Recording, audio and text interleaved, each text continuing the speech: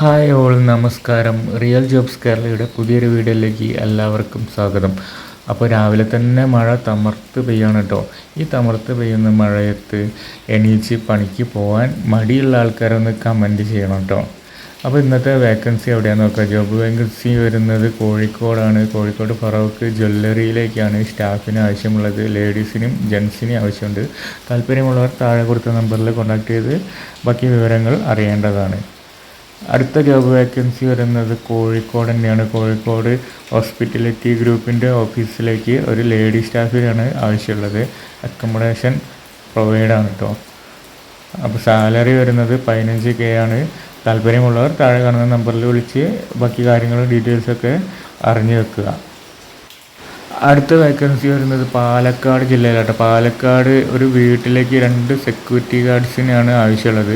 ശമ്പളം 14,000 ആണ് പറയുന്നത്. താമസവും ഭക്ഷണവും ഉണ്ട് കേട്ടോ. 50 വയസ്സ് പ്രായപരിധിയാണ് അവർ പറഞ്ഞിരിക്കുന്നത്. അപ്പോൾ വിളിക്കേണ്ട സമയമുണ്ട് കേട്ടോ.